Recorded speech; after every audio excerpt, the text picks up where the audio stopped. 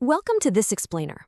Today, we're diving into the fascinating and honestly super complex anatomy of the parotid gland.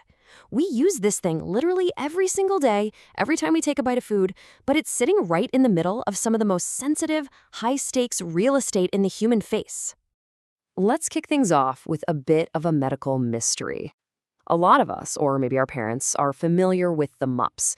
But why does a simple viral infection in the cheek cause such intense, agonizing pain, specifically when you chew your food? Keep that question in the back of your mind, because the answer is entirely hidden in the unique architecture of this gland.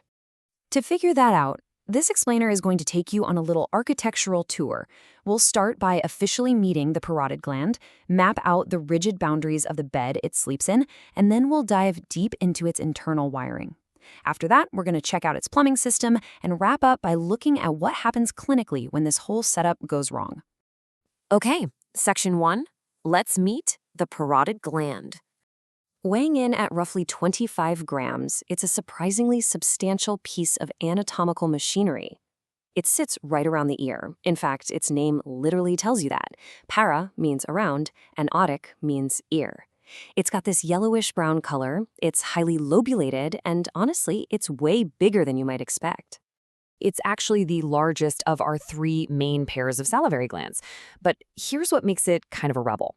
While your other major salivary glands develop from the endoderm, the inner tissue layer, the parotid gland is distinctly ectodermal. It develops from the exact same outer tissue lining as the primitive mouth. And its main job? It's packed almost entirely with serous alveoli to pump out a watery, enzyme-rich fluid that is absolutely crucial for kickstarting digestion and keeping your mouth healthy. Moving right along to Section 2, let's talk about the boundaries of the parotid bed. Because this gland doesn't just sit loosely on your face, it's wedged into a very specific, super tight pyramidal space called the retromandibular fossa. And since the gland is basically made of soft tissue, it perfectly molds itself to the hard, rigid, bony walls around it, kind of like liquid taking the shape of its container. So what exactly are those walls made of? Well, it is boxed in by some incredibly rigid structures. Right in front of it, anteriorly, is the posterior border of your jawbone, the ramus of the mandible. Behind it, posteriorly, it's backed up against the mastoid process, that hard bone you can feel just behind your earlobe. Superiorly, it hits your ear canal and your temporal mandibular joint, or TMJ. And deep inside, medially, it rests against the styloid process. It's quite literally trapped between a rock and a hard place. Now, here is the absolute crucial piece of the puzzle for our earlier mystery. The gland isn't just sitting bare in this bony pocket. It's wrapped up tightly in a fibrous envelope known as the parotid capsule. Derived from the tough investing layer of the deep cervical fascia, the superficial lamina of this capsule is thick, strong, and completely unyielding. It acts like a rigid straitjacket wrapped around that soft glandular tissue. Remember this straitjacket because it's a real game changer. All right, Section 3, deep inside the gland. You might assume a salivary gland is just a simple sac of fluid, right? Well, not the parotid. It's actually a major anatomical highway, and understanding the order of the vital structures running right through its tissue is critical. Going from the surface inwards, so superficial to deep, we first hit the facial nerve, then the retromandibular vein in the middle, and finally, tucked way in the back, the deepest structure is the external carotid artery. This exact layout is what makes navigating parotid anatomy so incredibly high stakes. The most critical and most superficial structure inside is the facial nerve. It enters the gland and splits into 5 terminal branches that splay out to control literally all of your facial expressions.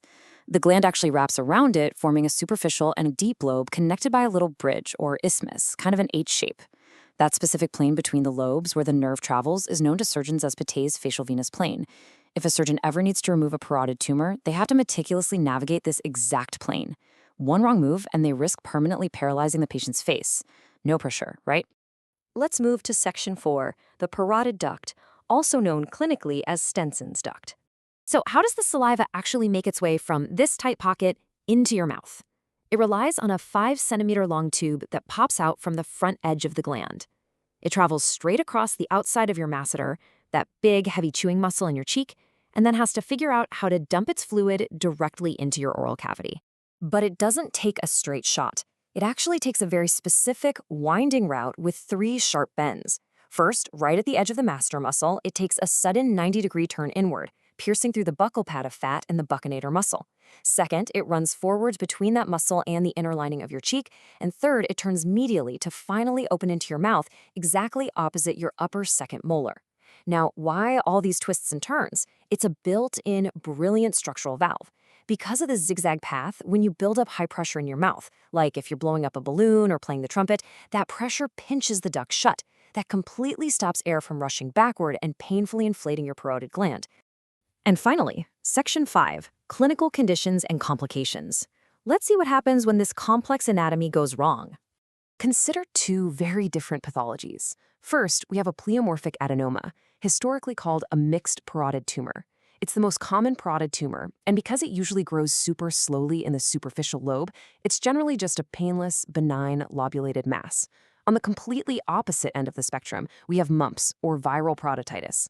This is an acute, highly contagious viral infection that causes the entire gland to rapidly swell up with diffuse inflammation.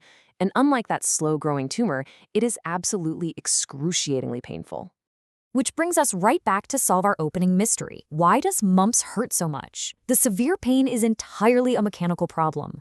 Remember that thick, strong, unyielding parotid capsule we talked about, the straitjacket? When the virus inflames the glandular tissue, the tissue tries to rapidly expand, but that capsule absolutely refuses to stretch. This creates immense trapped pressure, which just screams at the surrounding sensory nerves. And why is it so much worse during a meal? Well, for two reasons. First, just the smell and taste of food sends parasympathetic signals telling the gland to pump out even more fluid, spiking that internal pressure. Second, the physical act of chewing violently compresses that swollen, trapped gland against the rigid jawbone and the TMJ. It is anatomical entrapment at its absolute worst.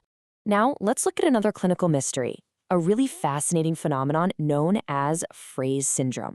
Imagine a patient who sits down for a delicious meal, takes a bite of food, and suddenly starts profusely sweating and flushing red on one side of their cheek right in front of their ear. What on earth could cause gustatory sweating, literally sweating just from the taste of food?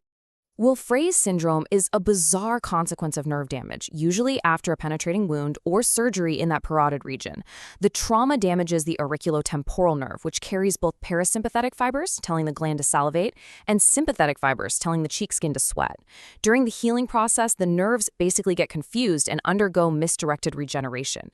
The salivate secretomotor fibers accidentally grow into the pathways meant for the sweat glands. The wires literally get permanently crossed.